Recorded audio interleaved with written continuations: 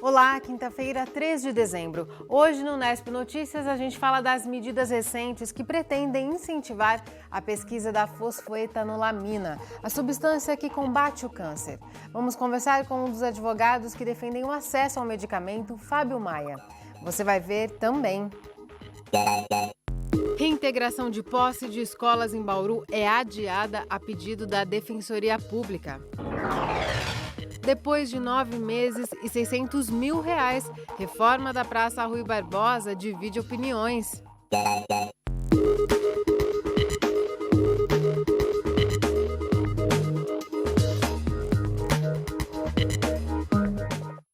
A reintegração de posse de 2 das 4 escolas ocupadas em Bauru foi cancelada na manhã de hoje por intervenção do Ministério Público, da Defensoria Pública e da Promotoria da Infância e da Juventude. A movimentação foi grande na Escola Luiz Castanho, a primeira onde os oficiais de justiça iriam cumprir o mandado de reintegração. Os oficiais de justiça chegaram à Escola Estadual Luiz Castanho com mandado de reintegração de posse e foram recepcionados por estudantes da Unesp. Eles estavam do lado de fora, em frente ao portão da unidade, e entoavam músicas e palavras de ordem em apoio aos alunos ocupantes.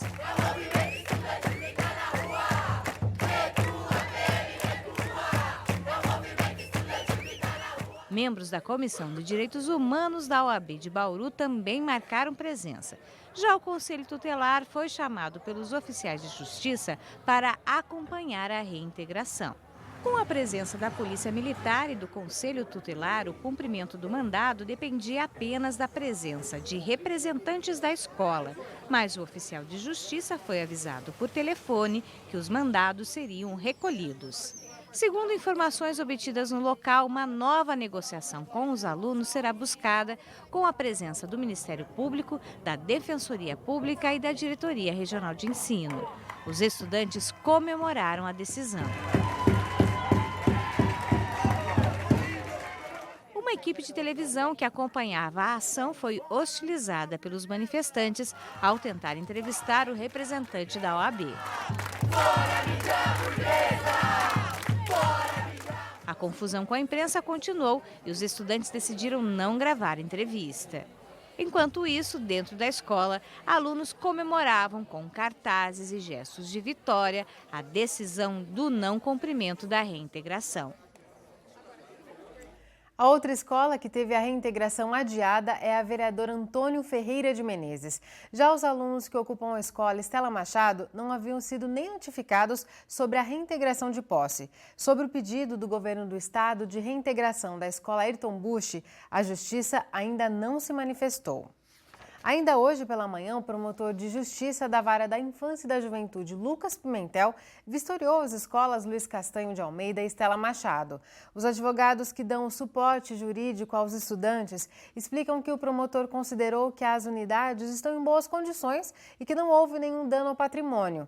Amanhã, o promotor deve vistoriar também as escolas Antônio Ferreira de Menezes e Ayrton Busch. Ainda segundo os advogados, as vistorias serviram de argumento para que os mandados de reintegração de posse fossem suspensos. Porém, a Justiça ainda não se manifestou em relação aos recursos apresentados que derrubam as liminares publicadas ontem.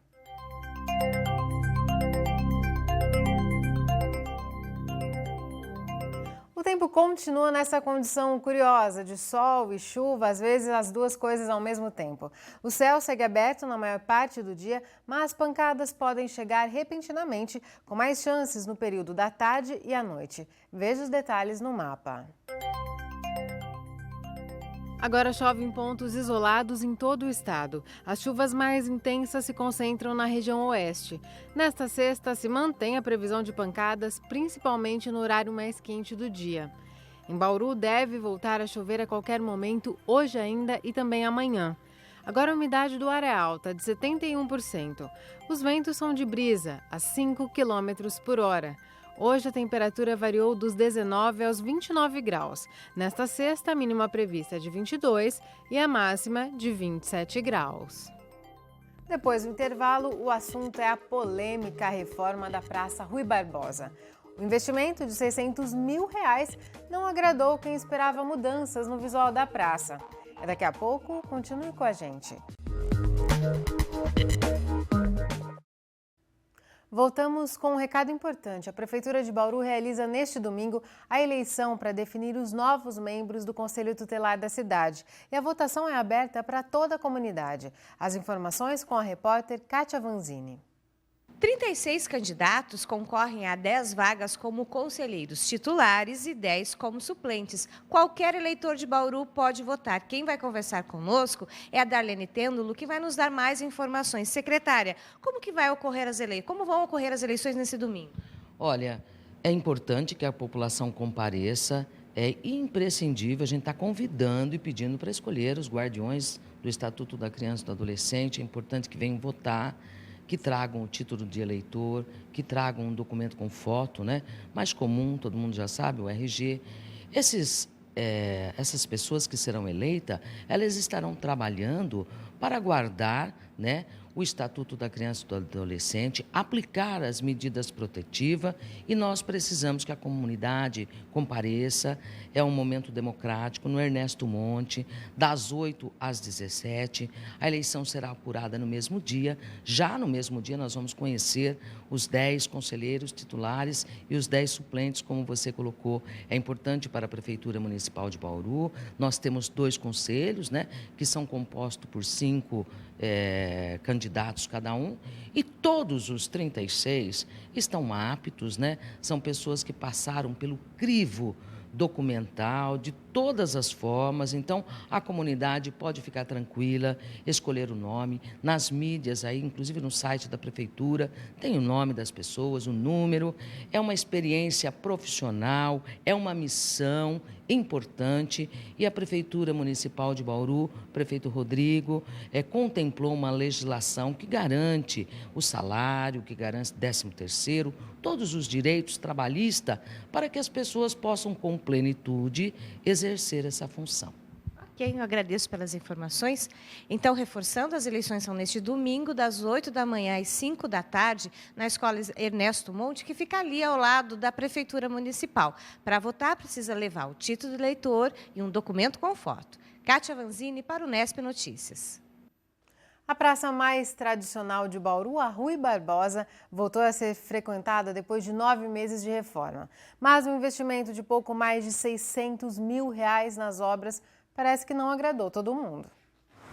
Aos poucos, a praça volta a ter movimento. Pessoas que param para descansar, conversar com os amigos ou estão mesmo de passagem, em direção ao calçadão da Batista. A Rui Barbosa passou por um processo de revitalização, que compreendeu reforma dos banheiros, melhoria da iluminação pública, troca do calçamento, pintura e reforma do chafariz e do coreto. Alguns serviços ainda estão em andamento, como a conclusão da reforma dos banheiros públicos. E uma equipe da Secretaria de Meio Ambiente realiza serviços de jardinagem. Foram investidos na reforma da Praça Rui Barbosa mais de R$600 mil e o local ficou fechado para a circulação do público durante 9 meses. Com a abertura da praça, quem frequenta o local está longe de concordar sobre a qualidade do resultado da obra. Recentemente, o Nesp Notícias mostrou o descontentamento de alguns frequentadores e comerciantes, como o Reinaldo. Ele tem uma barraca de lanches no local. Antes, reclamava da demora da entrega da obra. Agora, comemora a reabertura da praça. Tá muito bonita, já limparam tudo, tá tudo pronto a praça para inaugurar. Para final de ano, falta só a decoração que falta. Na outra matéria, o senhor estava comentando comigo que caiu muito o seu movimento porque fechou a praça e agora voltou? Agora, graças a Deus, já está melhorando bem, já melhorou uns 40%. E, se Deus quiser, no final do ano vai ser muito bom. Outros usuários habituais da praça elogiaram o resultado da revitalização. Eu achei ótima. Ótimo. Você acha que foi bem investido esse valor? Foi, né? Melhor, né? Para nós sentar, né? Para este engraxate, a revitalização deixou de fora um item importante: câmeras de monitoramento, que poderiam ajudar a coibir roubos e tráfico de drogas. O que a gente está vendo de novidade aqui? Esse piso nesse banco, aquela grama ali no meio e nada mais. E aquela grade no banheiro que parece que está cheio de preso entrando no banheiro lá, ver. Nós precisamos aqui, ó, de monitoramento. É só colocar a câmera aqui, quero ver que conta a imagem, não há resistência, filho. Esse aposentado não gostou nem um pouco da nova praça e mostra que em algumas áreas o calçamento já está com problemas. Isso aqui nos 100 mil reais faz isso aqui, sobra dinheiro ainda. Sobra dinheiro. Segundo o secretário de Obras, Sidney Rodrigues, os valores investidos na reforma da Rui Barbosa foram altos porque a obra demandou grande quantidade de material e operários. A praça é grande demais, ela acaba escondendo o valor. É uma área de mais de 9 mil metros, só de pedras portuguesas. Foram trocadas somente 1.000 e pouquinho, então não vai acabar aparecendo. A maior parte ficou por conta da reforma mesmo, exceto a área verde que foi aumentada, banheiro e iluminação, que foi investido bastante dinheiro para trazer mais segurança para o local. O secretário afirma também que as equipes ainda vão trabalhar para resolver alguns problemas que ficaram. A SEMA já conseguiu as câmeras, a ideia no começo do ano está implantando. A parte de jardinagem, a gente percebe que tem alguns bancos ainda que estão faltando os assentos. A equipe da SEMA está trabalhando isso para ficar pronta até sexta-feira agora. E antes da chegada do Papai Noel, a gente está fazendo a liberação dos banheiros, que a gente pediu para confeccionar uns outdoor, mostrando como que a praça era no passado e como está hoje. E esses outdoors vão estar ficando prontos, a gente vai entregar o banheiro todo bonitinho na sexta-feira. No próximo bloco, a gente conversa com um dos advogados que vem lutando pela liberação do uso da fosfoetanolamina, a substância que curaria o câncer. Voltamos num instante só. A gente fala agora da substância fosfoetanolamina, que teria ação contra o câncer. Nós já tratamos desse assunto aqui no Nesp Notícias com um dos pesquisadores da substância, o bauruense Marcos Vinícius de Almeida. Agora vamos discutir os aspectos jurídicos em relação ao acesso à fosfoetanolamina. O Ministério da Saúde se mostrou favorável a apoiar as pesquisas e agora, mais recentemente, o governador do estado de São Paulo afirmou que vai solicitar à Anvisa a liberação do uso para pacientes com câncer. Sobre essas questões, a gente conversa com um dos advogados que vem solicitando judicialmente o acesso dos pacientes ao medicamento. Recebemos Fábio Maia. Fábio, muito obrigada por sua presença aqui no Nesp Notícias. Obrigado. Fábio, eu queria que você começasse explicando. Hoje, as pessoas que tinham acesso a essa substância pela via judicial, elas estão sem a substância porque as liminares caíram, né? Foram derrubadas. Exatamente. Na verdade, o Superior Tribunal de Justiça, né, por uma ação que tramitava no Rio de Janeiro, estendeu os efeitos dessa decisão e as pessoas começaram a ter acesso ao medicamento. Né? As pessoas que entraram em juízo aí, né, o Tribunal de Justiça começou a seguir essa orientação do Superior Tribunal de Justiça e as pessoas começaram a ter acesso ao medicamento. Mas houve uma decisão do órgão especial do TJ que suspendeu novamente essa possibilidade. Então, as liminares que antes eram base jurídica para que as pessoas buscassem esse medicamento junto à USP, perderam a validade. Então, pessoas que estavam apresentando bons resultados no tratamento, agora elas estão desamparadas. Exatamente. Nesse momento, não é possível obter a fosfetanolamina pela via judicial. Pode-se entrar com ação ainda, mas, na verdade, nem as liminares estão sendo concedidas.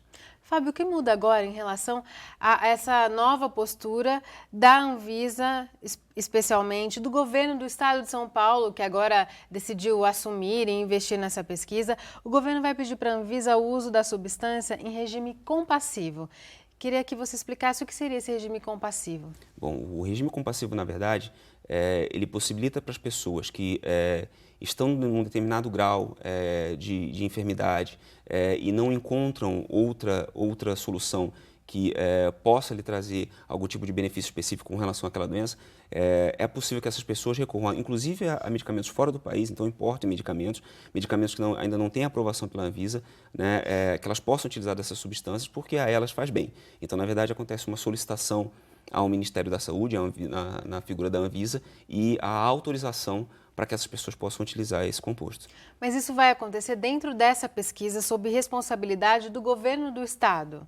Em que pé que está essa discussão? Na verdade, o governador Geraldo Alckmin, na última sexta-feira, emitiu um ofício para o Ministério da Saúde, né, pedindo justamente, né, a liberação do uso compassivo do composto e o início das pesquisas pela FURP em Américo Brasiliense. Américo Brasiliense está a 15 quilômetros de onde mora o professor Gilberto, então o acompanhamento vai ser constante.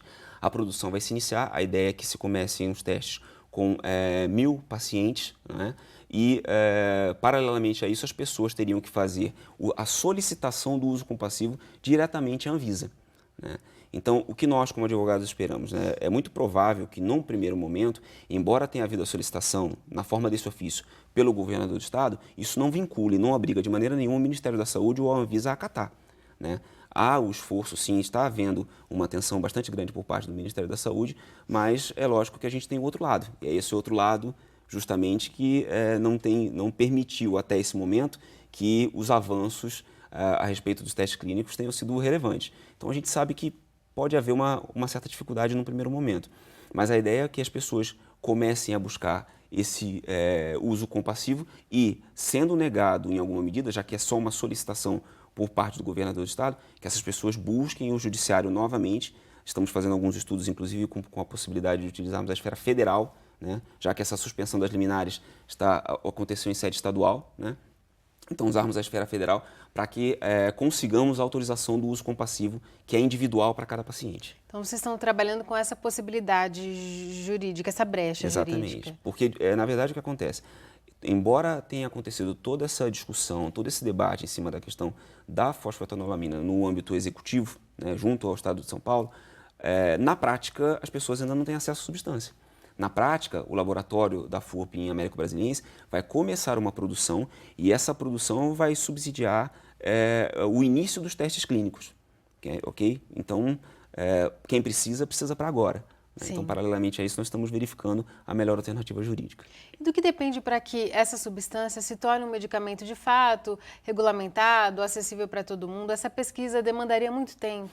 O tempo que se prevê é bastante longo. Então, o que nós temos acontecendo hoje, também sob o aspecto jurídico? Existe uma ação civil pública, né, que foi distribuída pelo Dr. Daniel, que é defensor público da União, no estado do Rio de Janeiro, que pede justamente a aceleração. O ofício do governador Geraldo Alckmin também vem nesse sentido, de que se acelerem os testes clínicos, né, de que realmente haja um empenho muito maior aí, no cumprimento dessas etapas, para que isso se torne um medicamento o mais rápido possível, né? Mas esses testes, o material, né, existente para esses testes já é bastante amplo, né? O que a gente precisa é formalizar.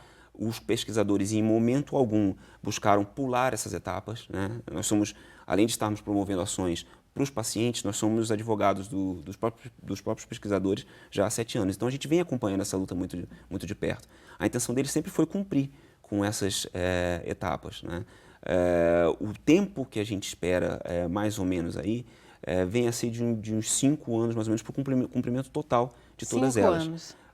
Normalmente, ele demora mais, né? O que a gente espera é que a aceleração deixe isso limitado realmente a 5 anos.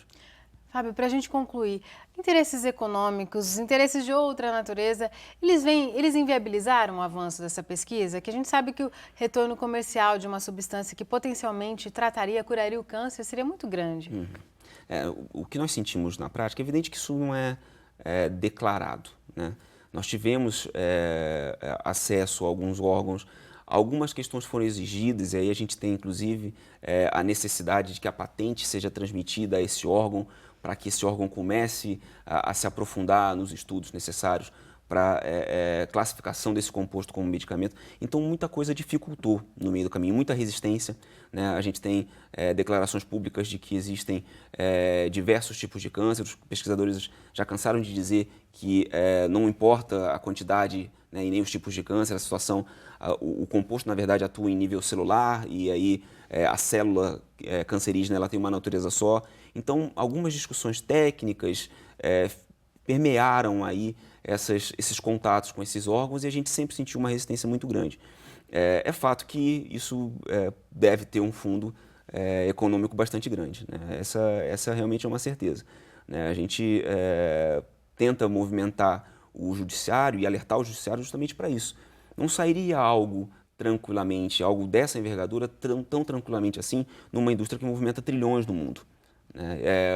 A fosfetanolamina, esse cálculo que tantas pessoas falam, de que cada comprimido tem um custo por volta de 10 centavos, esse cálculo, na verdade, nem foi feito pelos pesquisadores. Para eles, o custo é ainda menor.